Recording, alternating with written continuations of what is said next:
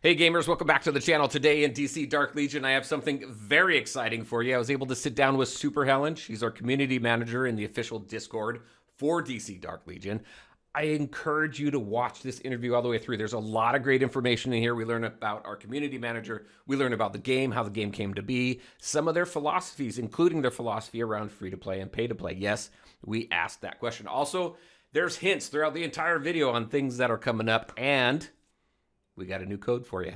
Lots of cool stuff here, so let's get into it.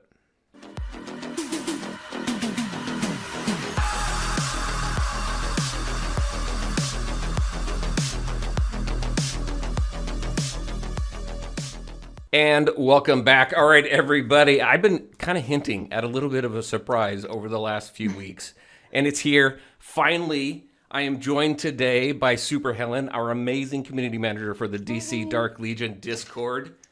Helen, welcome. Thank you very much for spending some time with me and going through, talking about the game and yourself a little bit. Oh, well, thank you for having me. I mean, I mentioned this when I first joined, it was a little bit of a chaotic time. Your videos actually really helped me get Awesome. familiar with the game and the community quickly. So I was so honored when you said you wanted to speak with me, and I'm really excited to be here today.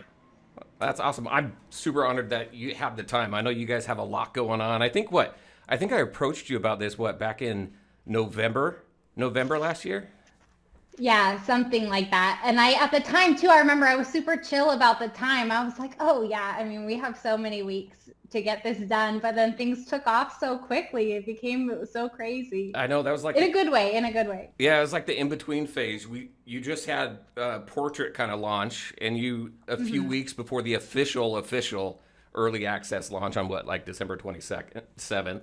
And then Yeah, I mean yeah. just things kind of got crazy, but we're here finally. Let's talk about the game and everything. Super excited to dig into this with you and share it with all of you out there as well. So let's just talk about you a little bit here. Sure. Tell us a little bit about yourself and how you became the community manager for this awesome game that we're playing. Okay, yeah, sure. Great question. So I'm Super Helen in the Discord. So hi to everybody. If this is your first time hearing about me, I work at FunPlus. So I live in Beijing. I've lived here for about 14 years, and I've worked in the game industry about 10 years. And so you can imagine that the pool of Western gaming talent here it's actually maybe not as small as you would expect, but it's also not huge. And so our producer, David, when he was recruiting a community lead for this project, he was like, oh, DC is such an international community. We also need to really have an international lead for our game. So he was very adamant, yeah, I need to find somebody with a Western background to lead this community. But then you think about how specific that requirement is. You want somebody Yeah. who's experienced, who has worked in the same genre of game, and then ideally has a Chinese working background as well, so you can communicate with the dev team and everything. Right. And then also understands the overseas culture and the DCIP. So it was really, for me, it was exactly a case of the right opportunity at the right time. One of my old coworkers happened to be a coworker of David, not working specifically on the team, but within FunPlus. So he passed David my resume directly, I think after David had already been looking for a few months. We had exactly one interview where we hit it off immediately, which Awesome. I don't know. Yeah, I don't know how much you guys know about the game industry, but I mean, for that, 3 to 5 rounds of interviews is very common. But David and I clicked right away. He super impressed me because he also really cares about the community. And he has a background also at Supercell and other companies that are kind of known for also giving a lot of emphasis on the community and really listening to players. So I remember very specifically in the meeting, he told me that he had learned there a design principle that was the player is a cup, and your first responsibility as the designer is to fill it up with fun. And it's only if you can make that cup spill over that your game can be successful. And that resonated with me so much. I feel like it's so rare to hear a designer be able to express such a succinct player-centric point of view. So I was immediately very excited to join the team. And then, yeah, I joined very quickly after that, and then watched your videos and hit the ground running. That's awesome. Yeah. That whole cup overflow thing, I think, is a very cool philosophy. Mhm. And I watched a video that David put out. Good, very cool name, by the way. My name's David. So, um, but that whole philosophy is very cool. I remember a video that he had put out, and all of you out there, if you haven't seen it, I'll put a link in the description below. Check it out. Very down. He seems very down to earth, very cool, and I just like how he talked about the game and his background and things like that. So, I think that was pretty cool. Yeah, I mean, I get along with him really well. He's definitely one of my top coworkers that I've worked with, like in my 10-year career. Gotcha. Very cool. You said you've been in the gaming industry for a while. You just came into the DC game with David and everything. So, what's your favorite part of the game so far that you've seen, and who's your favorite character? Okay, well, favorite character is easy, so I'll tackle that one first. Everyone knows my favorite is Poison Ivy. I'm just like, I'm not even, I don't want to say I came in as like, I was a super fan of her from an IP perspective, but I love her ultimate so much, where she does that like spin. Oh, yeah. Yeah, I could watch that all day. So, so she is my favorite. I love her. I actually, like, we had a Halloween party, I think 2 weeks after I joined. So at that time, I still barely understood the game. I didn't know anyone. And I remember I dressed up as Poison Ivy for the Halloween party because she was already my favorite. Oh, very cool. At that moment.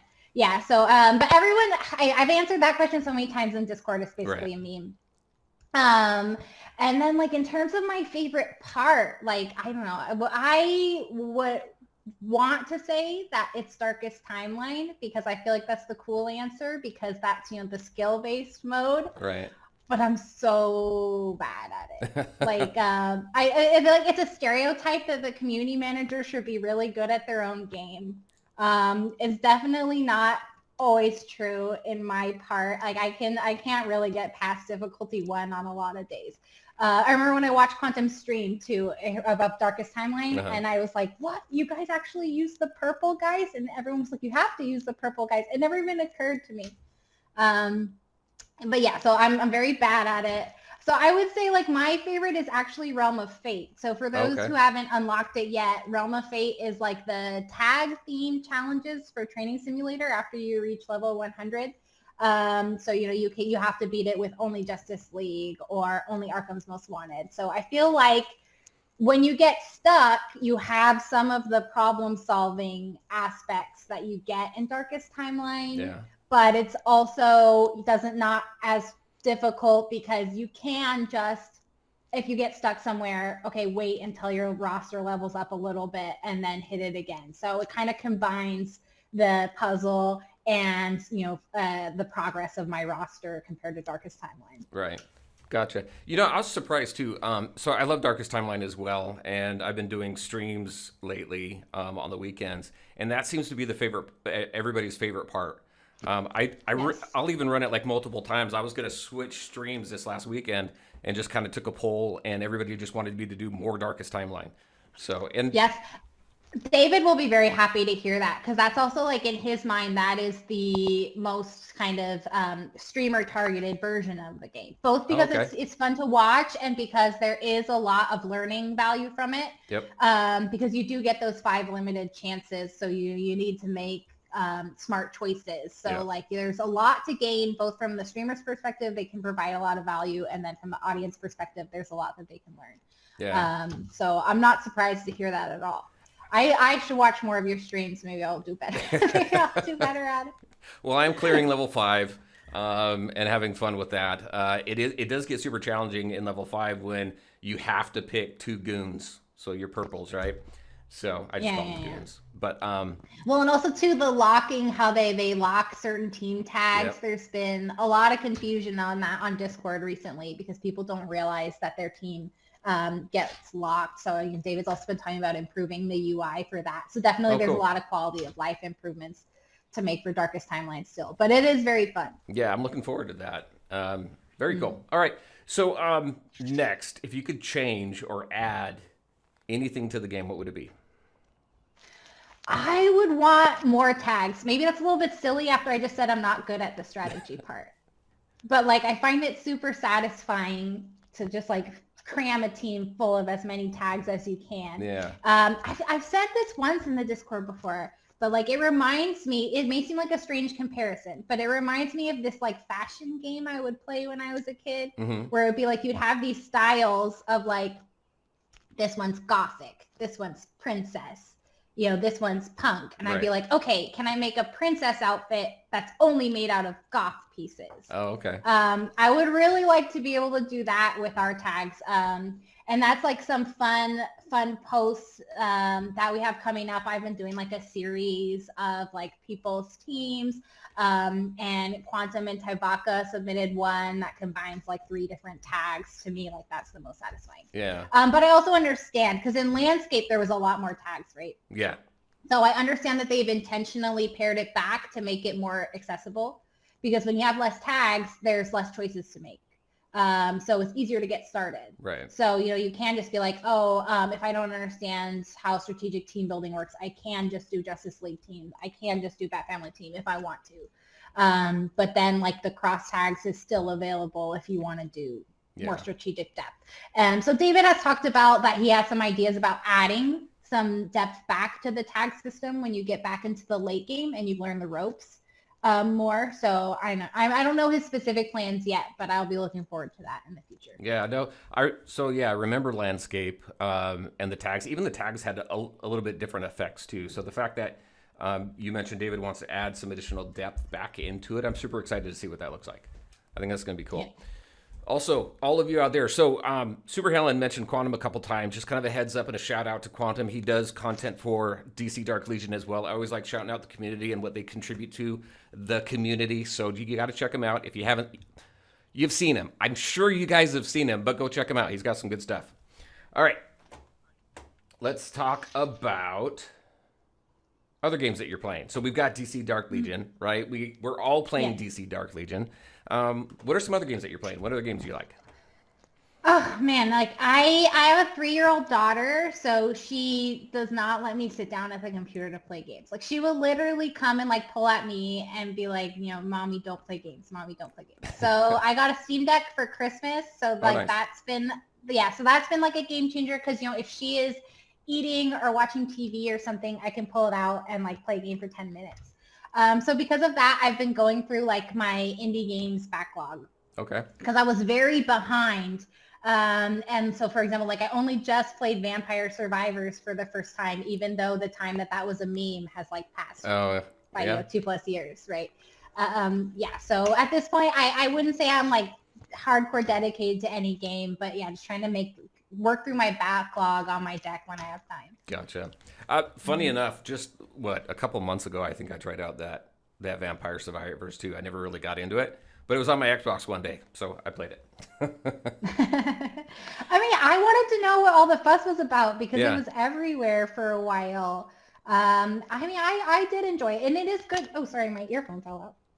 It is good for that, like, okay, I only have 10 minutes to play. Yeah. So for example, like I tried to play Baldur's Gate 3, which is like, it's more up my alley of what I like traditionally like to play. Mm-hmm. And I found it a beautiful game. I'm not criticizing the game, but it's so difficult to get into, because it's like the process just to choose my turns. Right. In this battle, like by the time I've taken my turn, my daughter's already started pulling on me again, like, Mommy, no games, Mommy, no games. Gotcha. So, yeah. Yeah, that's an amazing game. I have that too. They did such a good job with it. I enjoy that one as well. All right, I'll be looking forward to it maybe when my daughter's 5. There you go. It's going to be around for a long time. Yeah. All right, so what's your all-time favorite game? Okay, this is a great question. This is also too like I have thought about this a lot, because it's like a 3-way tie for me between, I want to say, like Ocarina of Time. So Legend of Zelda Ocarina of Time. Awesome. That was like the first. Yeah, that was like the first game that I played that completely sucked me in, that I could not stop thinking and talking about. So I would say like that game is the reason why I love games. And then like Knights of the Old Republic, the first one when it came out, I think that was like the first game that blew my mind in terms of story. Oh, that was amazing. I remember I watched my brother play through the whole thing, and then I played it all again myself, making all the same choices as him just to experience it. Oh, that's cool. And then the third one, if I only picked one, this would be Elder Scrolls 3 Morrowind. Like that was the first game I played that like blew my mind in terms of exploration. Yeah. Because I would say those are kind of the two things, like story and exploration, that I look for when I play games. And so I'm always kind of looking for what's the game that's going to make me feel like I did when I was 11 playing Morrowind again. Right. Have you found that yet again? No. I played all of those, I and need those are all great games too. Yeah. Need a time machine to go back to being 11, maybe. Having enough time. That's the other thing. I mean, like, I replayed Skyrim when I was on maternity leave because I guess that's probably the closest you can get. Even though it's very simplified down from Morrowind. Right. And I had times I got close, but it's like you need those hours when you just lose time and you're just wandering around. I don't think you get that as much as an adult. Yeah, no, definitely. Mm-hmm. All right, so let's dig into the game a little bit. Very curious, kind of the background and everything. I was super excited. So it was October 2023, and there was an announcement that came out about this game. DC Dark Legion is coming out. There was even a little technical test, or I'm not sure the specific test it was back then. It lasted for a few weeks, I think. And then in 2024, it really started kicking off with the betas and the tests and stuff like that. But I was super excited because it was Dark Knight's Metal, which is an amazing storyline. I've never seen it explored in any other game. You've got the Batman who laughs. You've got the Dark Multi. There's so much there, so much content, and I thought it was just super cool. So what inspired the development team to make a DC game based on the Dark Metal storyline? Yeah, that's a great question. So, I mean, I think for one thing, the DC universe is just so huge that you need somewhere to focus. And then, as you said, like Dark Knight's Metal is so unique and hadn't really been explored in games before. Yeah. So I think that was just such a unique opportunity to be able to be the first ones to do that. And then when it comes to making like a PvP game specifically, I think you could not find like a better lore-based framing device. Yeah. Because one of the difficulties that you have is how do I explain like why are there so many Supermans? Why is Superman on my team?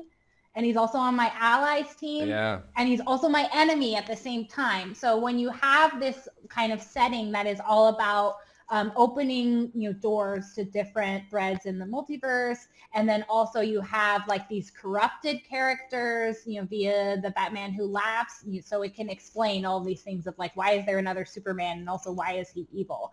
And then it also provides a great framing device for cross server as well, because the crisis towers are the cosmic tuning forks that open up doorways into the multiverse. So I think just excited from, a fan perspective to be the first one to kind of dive into this from a gameplay perspective, and then also just the perfect framing device for PvP. Yeah. Yeah, no, I thought it was very cool and very unique, especially when I finally got in there and was able to play it. It was back in landscape mode and everything. And just the story, how it unfolded was very, very cool. I want to see more of it. I just saw the roadmap that was published, and we're going to get some more story with that. So I'm very excited to see where that goes.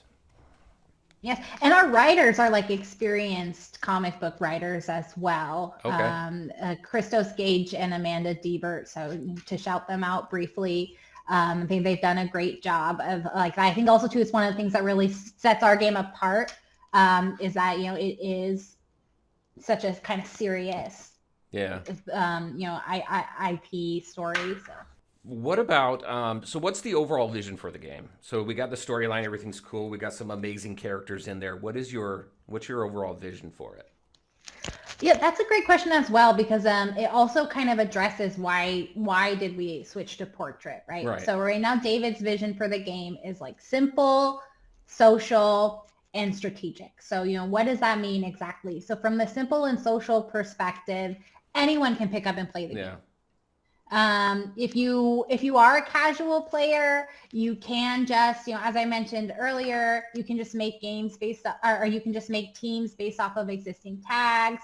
You can always use auto battle. You can just kind of hang out and chat with your league while you're doing your dailies and then log off. Yeah. So it's got this jumping off point for anyone. But then if you want to dive in deep, the depth is still there for the people who want to be strategic about it. So, you can experiment with all these crazy team comps. You can spend hours strategizing with your league about, which city are we going to go for next in Guardian Challenge. Mm-hmm. So, I think it's actually like a good metaphor, or DC Comics themselves are a good metaphor for it in a way, because again, we talked about there's so much history built out in the comics and there's so many threads. You can just kind of follow one champion that's your favorite and read all their comics. Or as you read, you can start to pick up on, oh, there's this backstory of this character, and go and pursue it. So I think we want people to have the same experience with the game. Oh yeah, it's just a fun idle game that I play with my friends, but actually there's all this strategic depth that I can dive into if I want to. Yeah, on my streams, I do. We do a lot of testing. I really like getting in with the characters and doing testing. We did some team testings. Put a video out on like a tagged team tier list, right? Of just kind of the 5 full character teams. But what people really like, and a lot of feedback that I'm getting from that video, and kind of where my mind's going for the next video, is a lot of the plug and play. And I think that's what people really enjoy about this, is the plug and play with the teams. You were talking about tags, and people were telling me they can get up to 4 tags. I haven't seen a 4 tag team yet. I know they can. I want to see that. I gotta find out what that team was, but some people said they got up to 4. I don't think you can go 5, but you can definitely get 4, I guess. I've only ever got 3 on a really good effective team, but yeah, some people are having a lot of fun with I've been those thinking tags. that would be a good community contest. Yeah, Like, what are your team? I don't care about how effective it is. I just want to see the team with the most tags. there you go. Yeah, who cares if it can get through combat cycle or not? Let's just sack the tags. All right. So you mentioned Guardian Challenge. There has been quite a bit of feedback about the strict timelines, right? We've got you've got Rift that has a specific time frame. You got 40 minutes to do that. You've got Guardian Challenge. Thank you, though, for bringing it down from 2 hours to 1 hour. Much better. But there's still quite a bit of feedback around that, right? So kind of what are your thoughts about the feedback that you've been receiving and might kind of consider? Yeah, so I mean, well, first of all, like definitely really appreciate everybody's feedback. And I do want everybody to know that like I do read your feedback and I do discuss it with David. So, it is all listened to. When it comes specifically to the timing of things like Umbral Rift and Guardian Challenge, it's a classic challenge with these strategy games. Because like what makes something a strategy game? What is the defining gameplay of strategy games? It's the synchronous, meaning all online at the same time, PvP. And so I feel like a lot of the feedback we get is about how difficult it is to all be online at the same time, which is true. So this is what's exciting, is that you are online cooperating or competing with people from all over the globe, Right. but that's also exactly what makes it difficult. So I don't think that there is one ideal solution. I think all games in this genre struggle with this. We have made some changes to try to make it easier. So for example, like we introduced this restriction that Umbral Rift has to be scheduled at least 6 hours in advance, right? So that doesn't force your leader to make it at a time that's convenient for everybody, but it at least ensures that you should have some notice. Right. Guardian Challenge, we recently changed it to also like some people are not used to it yet, but it's also actually more traditional for strategy games where you don't sign up for the time. Each city has a time and it rotates. So, this time it's 6 p.m. for you, so it's a great time. So you sign up for it. Next time it's midnight. So it's not so convenient for you. So you pass on that battle. Right. But then over time, it's like equally convenient and inconvenient for everyone. So it kind of balances out. So I'm not going to claim that we've solved it. I think that there is more to be done. In Umbral Rift in particular, David has said he's planning some big changes. Okay. I don't want to make promises because I don't think that I don't think it will entirely solve the problem of it not being the ideal time for everybody. Right. But it is geared towards that feedback and giving people a little bit more choice in how they want to participate. So stay tuned for that. And just overall, I mean, again, nothing can be perfect, but you keep giving me your feedback, and we'll keep trying to move in more positive directions. Right. And I do have to say thank you for that as well. Just again, I played this game for over a year. We've given a ton of feedback to the developers, and we have seen quite a bit of change based on the feedback that's been provided by the community. You don't always see that, so thank you for that. I think that's very cool. Thank you to everybody. Again, so like if I pitch myself for a few minutes, for those who are maybe new to the community, when you look at the patch notes, I've started for the last 1 or 2 months in the patch notes. Every time there's something that's based on feedback, I put a little emoji cool. next to it.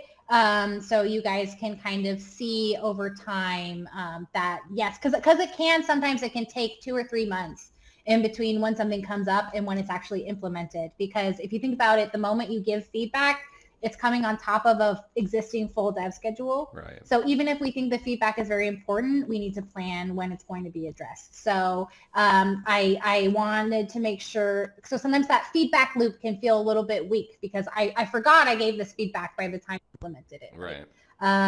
So you take a look at the patch notes, because again, I can't respond individually to every post in the feedback section because there's just too many. But if you take a long-term perspective, I do try to track all the feedback that makes it into the game. Gotcha. That's very cool.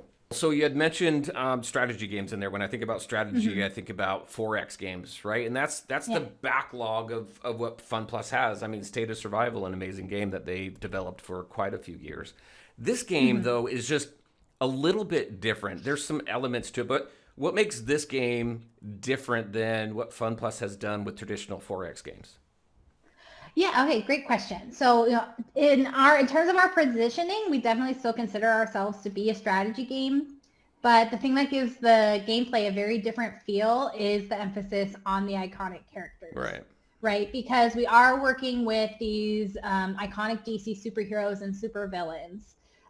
So those of you who play other strategy games, it's actually very common to have like a hero or a champion system similar to what we have. But usually they would only be like a commander that buffs troops that go into battle for you. But, when you're working with someone like Wonder Woman or Superman, it doesn't make sense for them to be on the sideline. It makes sense for them to be in the thick of battle themselves. So sending them into the battle directly and, being able to form a squad entirely of champions is very unique within the strategy sphere. Gotcha. Yeah. Very cool. And then also, one thing I'm very appreciative of is that you don't go and attack other people's bases. You can't steal their resources and stuff like that. I do. Yes. I do like that. That's something, that is a principle that David championed from the beginning. I think, to tell that story a little bit, everyone kind of just expected early in the design path that we would go that route. Because again, it's very traditional for strategy games. Yeah. But David was adamant, DC itself is an inclusive community. Right. And there's a lot of people that grew up with this IP and playing, like, seeking out the IP is in a way sort of like going home for them. So we don't want the game to be a threatening space for them either, right? So your base is pretty much untouchable, and it's related to what I just said too. Because you have this team of champions, they don't get permanently hurt in battle. David actually literally said to me he considers our league events, our league PvP, to be sports. Oh, okay. Right. So you do a match, you win or you lose, but you don't come out with any permanent damage, and you can just enjoy the process. Yeah. And so that means that nobody who is bigger than you or has spent more money than you or has been playing longer than you can actually hinder your progress in the game. So that's also something that's very unique for a strategy game. Like, as long as you just keep putting the time in, you may progress slower than other people, but you can still eventually catch up and be competitive and enjoy the process. Right. Yeah, absolutely. All right. So I'm curious about characters. So I've asked this of other developers and stuff. I'm just kind of curious, how long does it take for you from concept to being able to play the character in the game? How long does it typically take to get a character out like that? For us right now, it takes about 4 to 6 months. Okay. Yeah, so because there's so many steps in the process because first we need to make the character sketch, and then we go from the sketch to making the model. Then the model needs to be animated, and we need to make that ultimate animation clip, and plus like designing the character's whole kit, like what are their skills going to be, what is their legacy going to be, and then at every step of this process we need to stop and have a conversation with our partners at Warner Brothers and DC to like make sure that we're staying close to the DC lore. So that kind of makes the progress go a little bit slower than it would be if it was just us hacking away and putting them directly in the game. But I think that like the results are really good. That's one of the places I think where we consistently get really good feedback is like how great our character models are, how cool their ultimates are. So yeah, but that is why we have like a big backlog of characters that are basically almost ready to go into the game. Because we wanted to make sure that before we launched, that we were on track for a quick update schedule. Because I know that's one of the things people are looking forward to the most too. It's like, when do they get to see their favorite character in the game? Yeah, exactly. And I remember seeing some other characters in Landscape that never really made it to a playable character, but they were in the roster. So very curious on when those characters will come out too.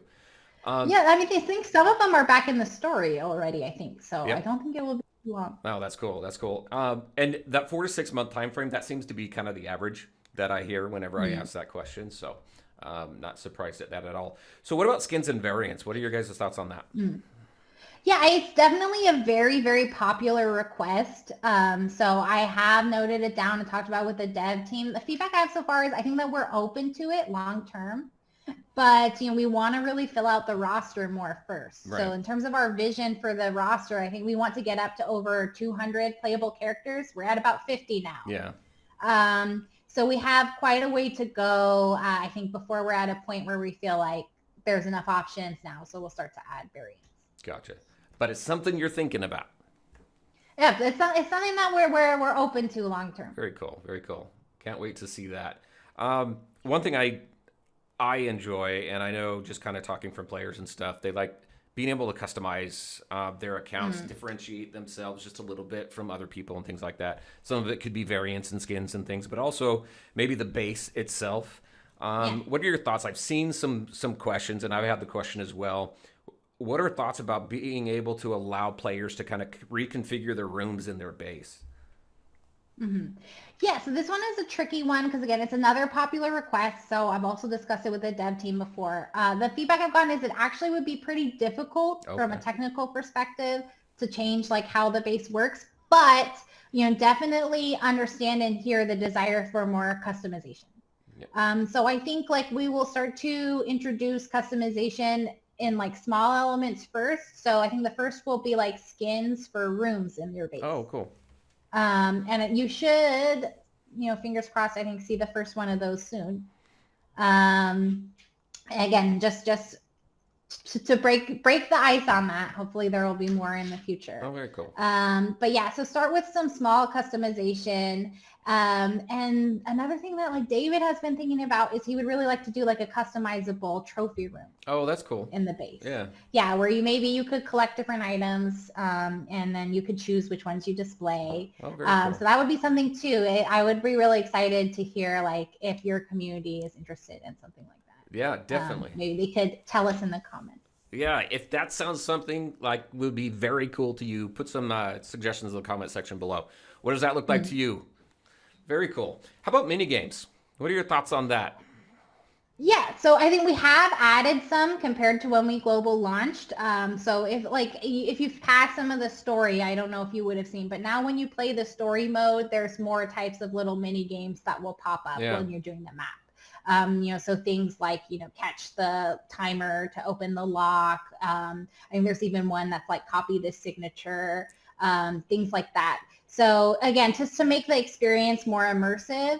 But that's also something like if there's specific requests or ideas for mini games that people want to see in the game, that's also something I think David is very interested to hear suggestions from the community. So that would be another great thing to comment about. Okay, awesome. Yeah, you heard her put some comments down there. What kind of mini games you want to see? I did see, so I started a brand new account on a server with with some other friends. So I got 2 accounts going now. But one thing I did notice is yeah, like the interrogation is back. So you got that. There was also one that I thought was really cool was the puzzle.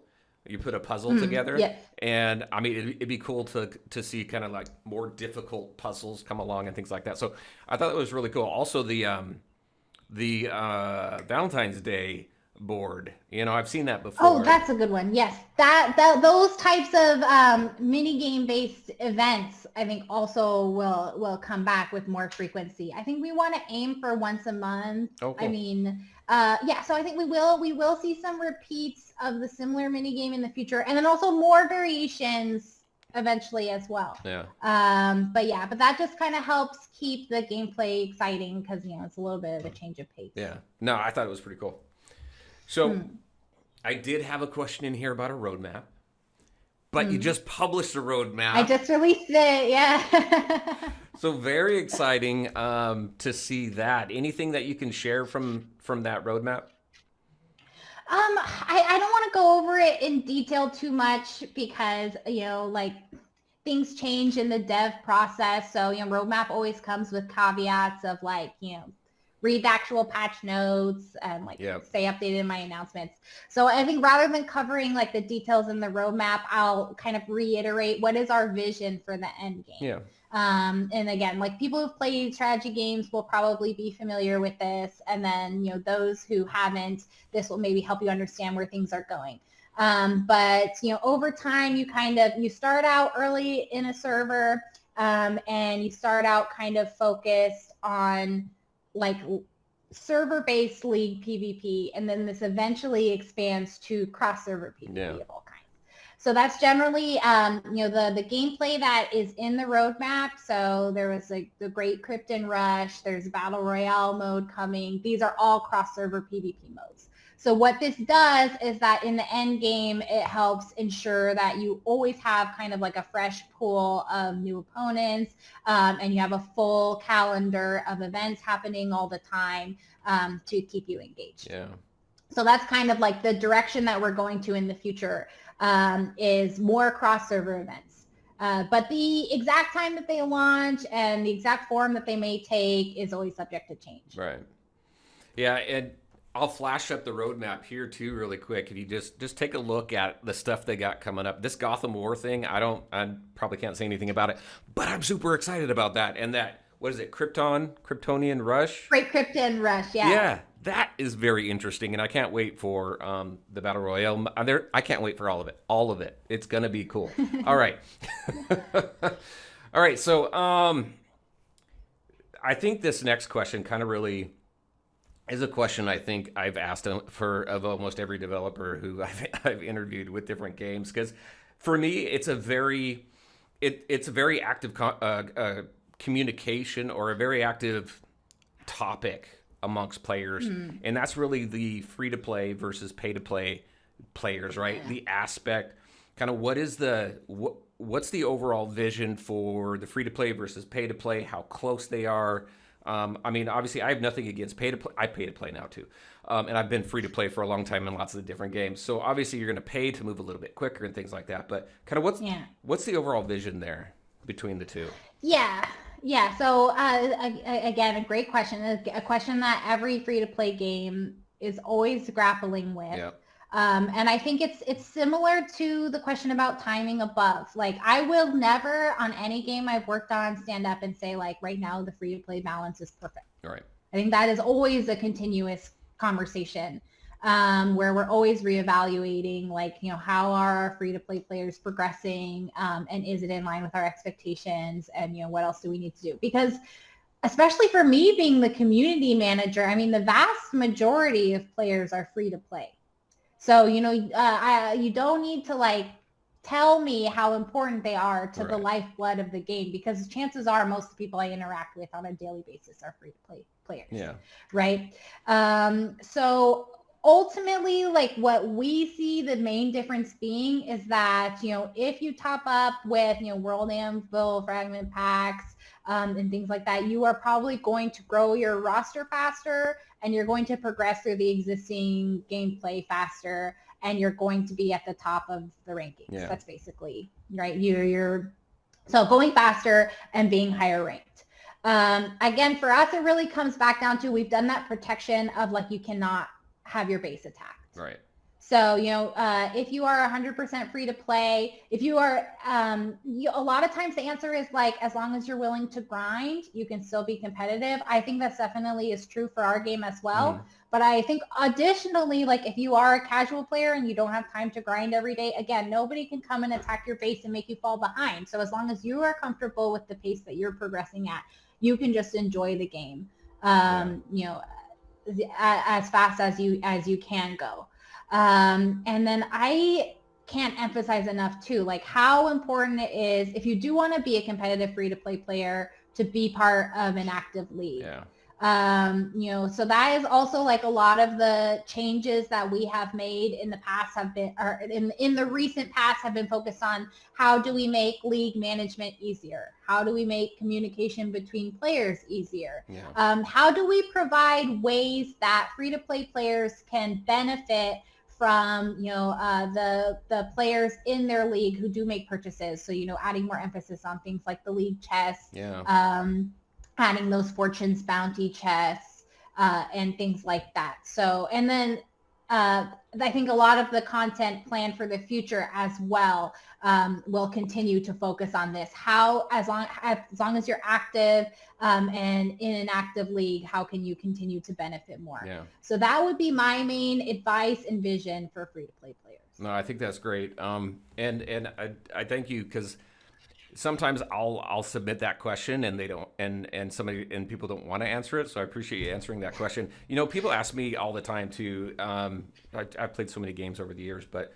how free to play friendly is it? And I always have to say, from a free to play perspective, if you can get every character in the roster eventually by working and playing every day. I mean, from free to play, you got to put in the work, right? You got to work every day and get in there and have fun. But I mean, if you want to stay as competitive as you can, but ultimately just play the game to have fun and do what you like to do, right? On a pay to play thing, you're in every single free to play game I've ever played. It's pay to play if you want to rank board, if you want to rank on leaderboards and things like that. But I have even seen free to play players who have been at the upper echelons of leaderboards as well, and that's just because of the amount of effort and everything that they put into it too. I think this is a very free to play friendly game. I've had a lot of fun in it. I was free to play all the way up until, what was it? I think it was February of this year. And the one thing I like, and the reason why I do that is because I like seeing the free to play aspect of the game so I can speak to it.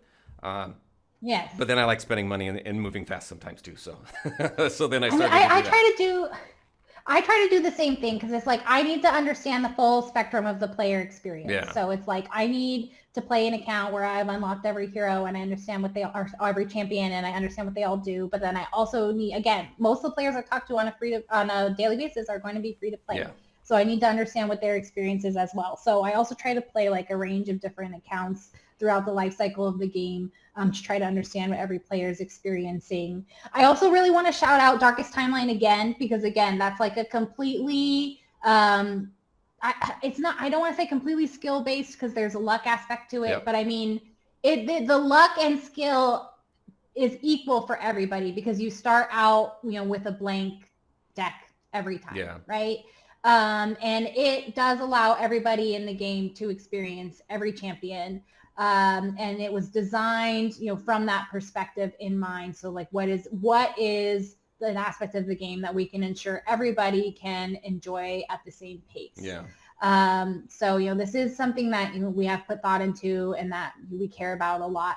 I can definitely understand you saying that like some people want to shy away from the question, but again, I've been working in this industry in this type of position for 10 years.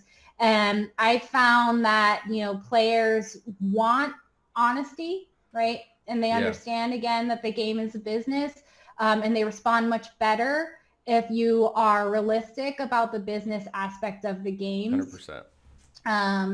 So, I appreciate the question, and I welcome anyone in the Discord to have this discussion with me at any time as well. Awesome. Well, thank you for that. And just a reminder, you brought up Darkest Timeline again. That unlocks at War Room level 15. 15. And it's a great source of AC/DC shards. You also get mythic hero selector The packs. mythics, yes, self-select mythic shards, yes. Yeah, That was another big thing because that was feedback for a long time. Was give us more ways to form mythic shards, and David has said he has more ways planned as well. nice. Looking forward to that. Mm-hmm. All right, so this next question just has to do with League versus League. I know we got cross server and things like that. We've got leaderboards that are cross server. We've got cross server PvP. But what about like one-on-one League versus League ultimate battle type stuff? So I think actually the Great Krypton Rush is going to be most similar to that because that Okay. really is like two leagues from different servers head to head. Oh, fun! I'm excited for that one. Oh my gosh. Right, and we also have planned like a so first the game mode itself will launch, and then long term there will also be like a tournament mode Nice. around it to be like the ultimate alliance or league, sorry, which should be very exciting. Oh, fun! I can't wait for that one to come out then, and that's on the roadmap. So Yes, on the roadmap. It wasn't on my first roadmap, and it's on the second roadmap, yeah, so it's very exciting. very cool. And if you haven't seen it, I'll throw it up there again. All right, so the story, and maybe this was a little bit of a premature question because we're at War Room 35. The story stops right now. We got some more coming. Just kind of what happens when we've completed the Dark Knights storyline? Kind of what are thoughts beyond that? Yeah, so I definitely think it's way too early for that question because again, we only have like you unlock part of the map or like you cleanse part of the map Yep. every time you complete a chapter of the story, right? Yeah. And we only have like a quarter of it unlocked right now. So I don't know. Maybe we can revisit that question a few months from now, but I definitely think it's too early right now. I can talk a little bit about plans for the story update and how it will be updated because this is also one of the feedbacks is like the story being level locked. Okay. So it will, I think, remain the main story that exists now will remain locked behind your war room level, but they're talking about adding more story in Okay. to those existing levels. Oh, cool. So, for people who are not at 35 yet, but they already feel like they want more story or they feel like they get stuck for a long time waiting for an upgrade with no story, there should hopefully be more story chapters in between for you, again, by the end of that update roadmap. Post 35, I'm not entirely sure yet. There have been some ideas shared about potentially doing like event-based story. Oh, cool. So it's like the story is available through this event time. But again, not confirmed yet.